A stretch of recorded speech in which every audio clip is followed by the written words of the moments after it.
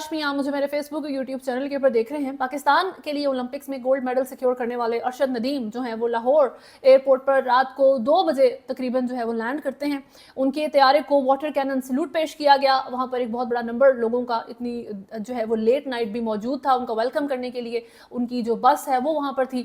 ساتھ ساتھ political agendas پورے کرنے کے لیے جو کوششیں کی جا رہی ہیں وہ بھی لائیو مناظر ہم نے دیکھے ہیں۔ اس ساری چیز میں سب سے پہلے تو شہباز شریف کے بارے میں ارشد ندیم بات کر رہے ہیں اور ان کی ویڈیو چل رہی ہے جس میں انہوں نے بتایا ہے کہ 2012 کا یوتھ جو فیسٹیول تھا، شہباز شریف کا پروجیکٹ تھا، اس میں انہوں نے سب سے پہلا انیشیٹو لیا تھا اس ساری چیز کا، تو اس لحاظ سے تھوڑا تو شہباز شریف کا کریڈٹ بنتا ہے۔ ابھی انہوں نے ارشد شریف نے ایئرپورٹ کے اوپر بات کرتے ہوئے کہا ہے کہ وزیر اعظم کا میں شکریہ ادا کرنا چاہتا ہوں، میں انہی کا لگایا ہوا پودا ہوں، یعنی کہ شہباز شریف کا ویژن ہے ارشد ندیم۔ یہی بات اس سے پہلے سے ہو رہی ہے، کمپلیٹلی پولیٹیکل بنا دی ہے اس سارے معاملے کو اس وقت آپ کے سیاستدانوں نے اور ملک کے عوام نے بھی۔ یہ صرف پولیٹیشنز کا جو ہے وہ آپ کریڈٹ نہیں کہہ سکتے کہ انہوں نے ارشد ندیم کے اس گولڈ میڈل کو جو ہے نا پولیٹیسائز کرنے کی ہر لحاظ سے کوشش کی ہے۔ تو سب سے پہلے تو کچھ امپورٹنٹ فیکٹس دیکھنے کی ضرورت ہے۔ بہت سے لوگوں کی طرف سے ریوارڈز اناؤنس کیے گئے ہیں کہ جی اتنے کروڑ جو ہے وہ پنجاب حکومت دے گی، تو اتنی جو ہے وہ پیپلز پارٹی دے گی، اتنے پیسے جو ہے وہ وفاق کو دینے چاہیے، تو یہ سارے معاملات تو چل رہے ہیں۔ لیکن وہی بات کہ رسیت ضرور جو ہے نا مینشن کر دیں ارشد ندیم کہ جی کتنی چیزیں ان کو ملی تھیں، کتنی جو ہے وہ اس وقت صرف لوگوں نے اپنے آپ کو نیوز میں لانے کے لیے نام استعمال کر لیا ہے، لیکن ساتھ ساتھ جو ٹیکس اناؤنس کیا ہے کہ جی اتنا 15% ٹیکس لگے گا اور یہ ساری چیز جو ایف بی آئی کی طرف سے اناؤنس کی گئی ہے۔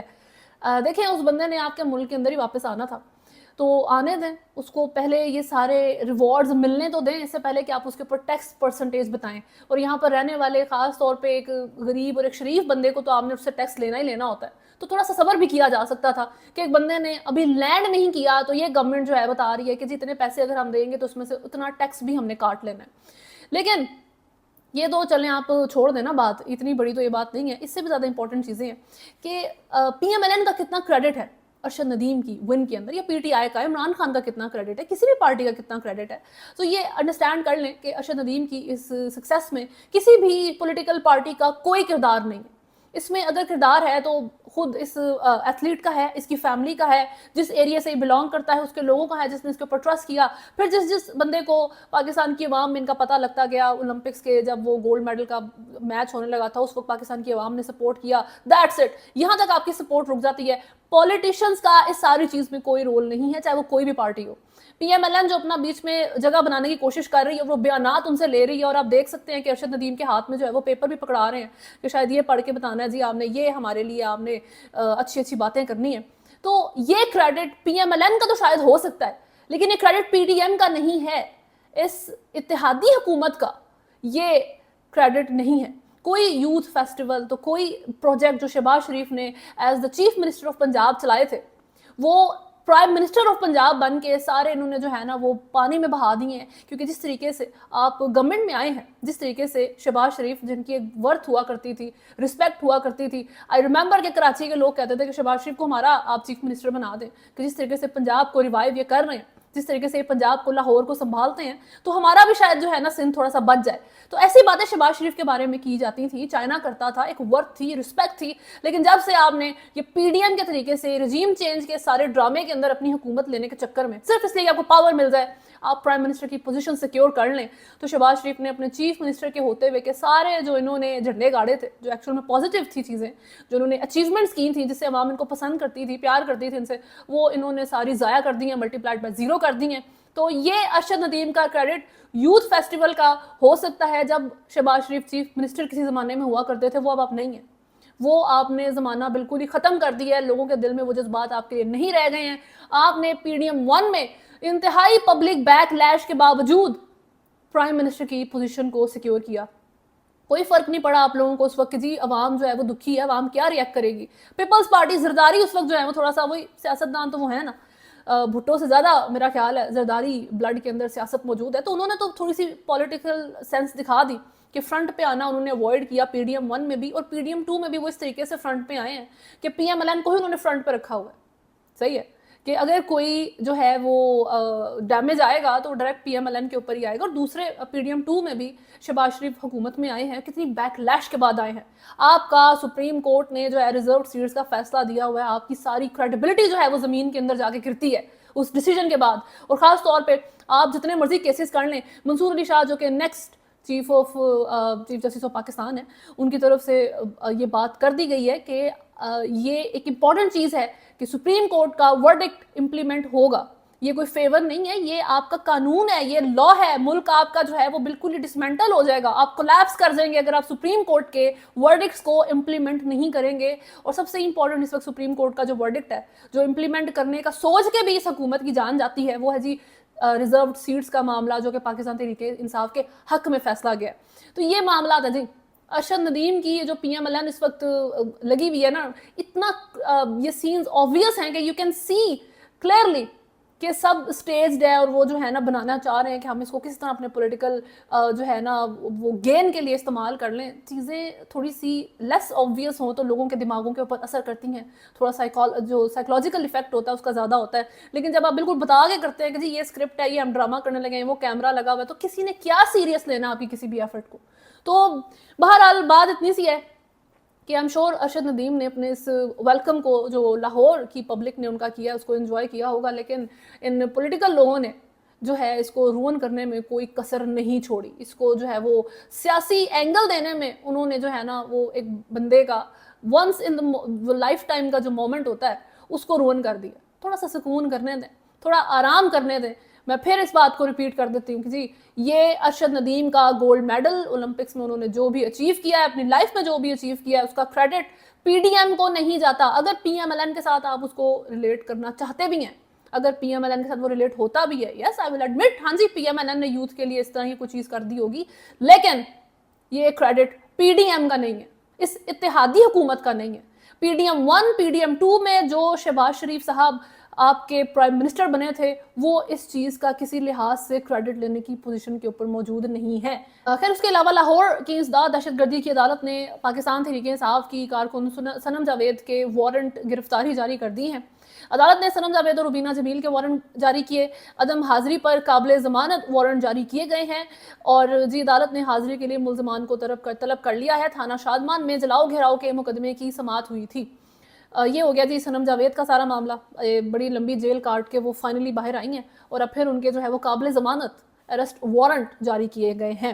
اور ان کے بارے میں یہ بہت زیادہ بات ہوتی ہے کہ جی next chief minister of Punjab ہوں گی صنم جاوید, تو بزدار 2.0 کی فیل آتی ہے. یا مریم نواز, اگر آپ کو نہیں پسند تو آپ مریم نواز 2.0 کو لے کر آ رہے ہیں اگر آپ صنم جاوید کو کسی بھی لحاظ سے فیور دینے کی کوشش کرتے ہیں تو, کیونکہ ہم کریڈیبلٹی کی بات کر رہے ہیں, میرٹ کی بات کر رہے ہیں, اس سے زیادہ کوئی بات نہیں ہو رہی ہے. دوسری طرف جو پاکستان تحریک انصاف کے مرکزی رہنما شاہ محمود قریشی ہیں, ان کا کہنا ہے کہ جی بانی P T I Imran Khan کی سیاسی حقیقت کو تسلیم کیے بغیر ملک میں سیاسی استحکام نہیں آ سکتا. کوٹ لکھپت جیل میں صحافیوں سے غیر رسمی گفتگو کرتے ہوئے ان کا کہنا تھا کہ 40 سال سے سیاست کر رہا ہوں, لیکن 39 ایئرز ہو گئے ہیں, کوئی مقدمہ درج نہیں ہوا. 1 سال میں مجھ پر درجنوں مقدمات جو ہیں وہ درج کر دیے گئے ہیں. ایک سوال کے جواب میں ان کا کہنا تھا کہ کسی کو برا لگے اچھا لگے, بانی پی ٹی آئی سیاسی حقیقت ہیں, ان کو ایکسیپٹ کیے بغیر ملک میں پولیٹیکل سٹیبلٹی نہیں آ سکتی. نواب اکبر بگٹی کے ساتھ جو ہوا ظلم تھا. اکبر بگٹی پاکستان مخالف نہیں تھے. ایک دوسرے کو غدار کہنا بند کرنا ہوگا. 75 سالوں سے غداری کے سرٹیفکیٹ بانٹے جا رہے ہیں. محمود خان اچکزئی ڈیموکریٹ ہیں, جمہوری اور آئینی سوچ رکھنے والا غدار نہیں ہو سکتا. بلوچستان میں امن کا راستہ مذاکرات سے ہو کر گزرتا ہے. صحیح بات ہے, زبردست ہو گیا جی. پولیٹیکل سٹیبلٹی کے لیے آپ یہاں پر جو غدار کے سرٹیفکیٹ بانٹتے پھرتے ہیں, یہ چیز روکنی پڑے گی. صحیح. اس کے علاوہ ملک میں سیاسی استحکام نہیں آئے گا, اور عمران خان کی پریزنس کو انڈرسٹینڈ کرنا پڑے گا کہ جی ایک پاپولر لیڈر ایگزسٹ کرتا ہے ملک میں, جس کو ایک بہت بڑی پاکستان کی پبلک سپورٹ کرتی ہے, اور اس کو آپ نے جیل میں رکھا ہوا ہے, اور ایٹ دا مومنٹ اس کے اوپر کوئی امپورٹنٹ ویلڈ کیس بھی نہیں ہے جس کو آپ ہولڈ کر سکیں. اور آخر میں بنگلہ دیش کی بات کریں تو جی جس طریقے سے وہاں کے اسٹوڈنٹس نے ایک ریولوشن جو ہے کریٹ کی ہے, فاشسٹ حکومت کو اٹھا کے باہر پھینکا ہے, اور ساتھ ساتھ اس طریقے سے معاملات چلائے کہ جو اتنا پرانا डिक्टेटर रूल उनके ऊपर चल रहा था शेख हसीना की तरफ से, उनको 45 मिनट्स हार्डली मिलते हैं कि वो मुल्क से जो है वो भाग सकें। इवेंचुअली ये सारे मामला चल रहे हैं, रोज़ वहाँ से जो है आपको इंपॉर्टेंट कोई अपडेट आती है, आर्मी का किस तरीके से रोल रहा है, किस तरीके से वहाँ की इंटरिम गवर्नमेंट बनी है। लेकिन अभी बांग्लादेशी तलबा का अल्टीमेटम जो है, जो जजेस को दिया गया था, वो काम कर गया है। 6 जजेस मुस्ताफ़ी हो गए हैं, नामजद करदा चीफ जस्टिस जो है वो तैनात कर दिया गया है। तलबा तहरीक के रहनुमा और अबूरी हुकूमत के मशीर आसिफ महमूद ने आज सुप्रीम कोर्ट का घेराव करने की कॉल दी थी, जिसके बाद तलबा ने हाई कोर्ट का घेराव किया और जजेस से इस्तीफे का मुतालबा किया। तलबा ने अल्टीमेटम दिया था कि अगर चीफ जस्टिस समेत 6 सियासी जजेस ने इस्तीफा ना दिया तो उनके घरों में घुस जाएंगे और इस्तीफा देने पर मजबूर करेंगे। तलबा के दबाव पर बांग्लादेशी सुप्रीम कोर्ट के चीफ जस्टिस उबैदुल हसन ने इस्तीफा दे दिया था और उनकी जगह जस्टिस अशफाकुल इस्लाम को कायम मकाम चीफ जस्टिस बनाया गया था, जिसका नोटिफिकेशन भी जारी कर दिया गया था। ताहम तलबा ने अशफाकुल इस्लाम की तकर्री पर भी जो है वो मुस्तरद कर दी और शाम तक उन्हें ओहदे से हटाकर हाईकोर्ट के जस्टिस सैयद रिफत को चीफ जस्टिस बनाने का अल्टीमेटम दिया था। यानी कि जो इंटरम जो है वो acting chief justice of Bangladesh लगे थे, वो बंदा भी सियासी था, वो भी शेख हसीना या उनकी गवर्नमेंट से रिलेटेड था। उनके लिए जो भी वो अपनी एक्शंस परफॉर्म, अपनी ड्यूटीज़ परफॉर्म उनके हक में करता रहा था। तो जो बांग्लादेश के स्टूडेंट्स हैं, उन्होंने उस बंदे को भी उठा के बाहर फेंका, उसका इस्तीफ़ा जो है वो डिमांड किया और अपनी पसंद का, जो उनको लगा कि ये नॉन पॉलिटिकल बंदा है या ये नॉन पॉलिटिकल चीफ जस्टिस है, इसको उन्होंने पोजीशन के ऊपर, इस बेस के ऊपर लेकर आए कि जी ये सिर्फ जो है ना अदालती मामलात के ऊपर फोकस करेगा, आवाम को इंसाफ देने के ऊपर फोकस करेगा। ज़बरदस्त हो गया। हमारे मुल्क के हालात देखें आप। चीफ जस्टिस ऑफ पाकिस्तान इस वक्त काजी फाइज ईसा हैं, जिनकी कंट्रोवर्सी तो अरसा दराज से ही चल रही है, बहुत वक्त से उनकी जो है वो बात होती रहती है और उनको मेरा ख्याल आबादत भी पड़ गई है। लेकिन उनका टेन्योर ख़त्म हो रहा है, उनका टाइम पीरियड ख़त्म हो रहा है और उसके बाद आएंगे जी आपके justice Mansoor Ali Shah as the chief justice of Pakistan. लेकिन आपको क्लैरिटी ही नहीं होती कि इस बंदे को कहीं एक्सटेंशन ही ना मिल जाए बीच में और जो अगला बंदा है वो वेट करता रह जाए कि अच्छा भी मेरी भी बारी आनी थी। पाकिस्तान की आवाम किसको चाहती है कि वो चीफ जस्टिस ऑफ पाकिस्तान लगे, कौन जो है यहाँ का वज़ीर आज़म लगे। चलें जी, आप जुडिशरी तो डिसाइड आवाम नहीं कर सकती ऐसे, लेकिन आपकी इवन जोन सा ओहदा पाकिस्तान की आवाम या किसी भी मुल्क की आवाम सेलेक्ट करती है, इलेक्ट करती है, वो तक पाकिस्तान की मर्ज़ी का नहीं है, पाकिस्तान की आवाम की मर्ज़ी का नहीं है, जो कि आपकी इलेक्टेड गवर्नमेंट है, जो कि आपकी PDM की गवर्नमेंट है, आपके ऊपर पीपल्स पार्टी PMLN रूल कर रहे हैं। ये पाकिस्तान की आवाम के इलेक्टेड नुमाइंदे नहीं हैं। तो यहाँ तक बात ख़त्म हो जाती है। तो बांग्लादेश से there is a lot to learn and Pakistan की जो अथॉरिटीज़ हैं वो इस बारे में सोच भी रही हैं कि कहीं पाकिस्तान की जो आवाम है, जो पाकिस्तान के स्टूडेंट्स हैं, जो यहाँ की यूथ है, वो ही यहाँ से जो है ना आइडियाज़ पिक ना करने शुरू कर दे और यही चीज़ पाकिस्तान के ऊपर इम्प्लीमेंट ना कर ले। And I said this before, इसके ऊपर मैंने पहले भी बात की थी कि पाकिस्तान और बांग्लादेश में कोई सिमिलरिटी नहीं है। There is nothing similar between these two states. ना आपके नेबर एक हैं, ना आपकी जो जियो स्ट्रेटेजिकल प्लेसमेंट है, जो आपकी इंपॉर्टेंस है इस रीजन के अंदर, वो एक है। ना आपके साथ जो है ना इस वक्त जितने भी दुनिया की सुपर पावर्स हैं उनके लिए आप एक इंपॉर्टेंट जगह है। तो इस लिहाज से बांग्लादेश और पाकिस्तान दो कंप्लीट डिफरेंट मुल्क हैं। बांग्लादेश के अंदर सबसे इंपॉर्टेंट जो डिफरेंस है वो ये है कि बांग्लादेश में तमाम लोग जो है ना वो बंगाली हैं जो रहते हैं, लेकिन पाकिस्तान के अंदर पाकिस्तानी नहीं रहते। पाकिस्तान में जो है ना पंजाबी, बलोच और पश्तून, सिंधी रहते हैं। अभी अरशद नदीम के सारे केस में भी आपने ये चीज़ देखी होगी कि पंजाबी जो है वो गोल्ड मेडल लेकर आया है। इसके ऊपर भी एक बहस हमने देखी है कि पश्तून और पठान जो पंजाबी हैं वो किस तरीके से सारी चीज़ को जो है ना वो आगे लेकर चल रहे थे। तो ये चीज़ें पाकिस्तान के अंदर जब तक चलती रहेंगी, कोई रेवोल्यूशन जो है वो सक्सेसफुल नहीं होगा। और अगर आप कोई रेवोल्यूशन जो है वो यहाँ पर इनिशिएट करने की कोशिश करेंगे भी तो वो एनिमी को ज़्यादा फ़ायदा देने का जो है ना वो एक फियर मौजूद रहता है उसकी वजह से। तो बहरहाल जी अभी तक के लिए न्यूज़ में इतना ही है। अगर आपने चैनल को फॉलो नहीं किया हुआ तो सब्सक्राइब करें, वीडियो को लाइक एंड शेयर ज़रूर करें। अल्लाह हाफ़िज़।